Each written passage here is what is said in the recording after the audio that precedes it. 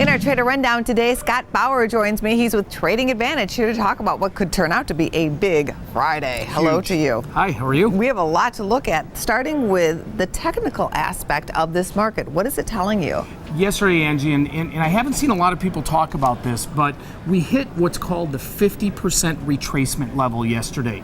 From the June lows back to the August highs, which we had a couple months ago, we almost hit that number to the penny. So take 50% of the difference between the low and the high, and that is a real huge technical indicator that traders look at. And what that tells us is, if we hit that number and we bounce, typically when we bounce, we're going to see another sustained rally to get to even higher highs than that recent high. If it can't hold that number, it's kind of look out below. But you know, as trading went yesterday, we hit that number, we came off of that number, you know, SPOOs rallied 20 points or so right off of that number.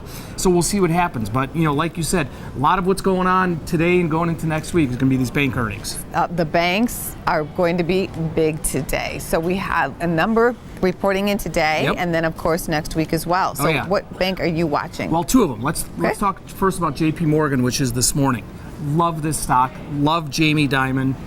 Rates are going higher. Whether they're November, December, March, rates are going higher, which are only going to help the banks. But I like the best of class here. So what I'm actually doing in JP Morgan is I want to sell, and this is a very bullish spread, Angie. I want to sell the 66.5 strike put of next week, buy the 68.5 strike call. Okay, I can do that for even, meaning spend no money, maybe even get a little bit of a credit. Okay, it is an unhedged position, meaning that I have unlimited downside risk because I'm short that put. But here's the reason why I like it. 66.5 is a level on JP Morgan that is technically a fantastic solid buy level. So I would be getting into the market buying shares there anyway. So now I'm trying to take advantage of using options to put on that synthetic, what we call synthetic position in JP Morgan, but love the stock. And I'm still back at the Jamie Dimon comment. Do a lot of traders still love him?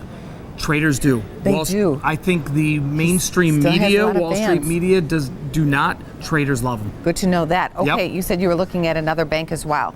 Again, best of class Goldman Sachs. They don't come out till next week. But what I'm looking at here is the 170, 172.5 call spread for next week. Again, Goldman traded down yesterday almost to a pretty significant support area around that 50-day moving average.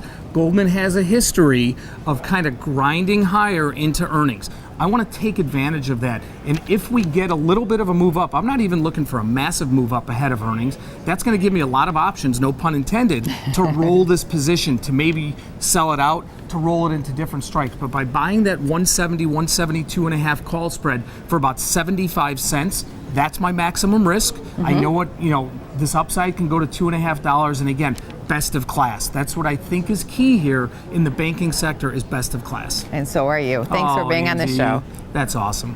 Thank you.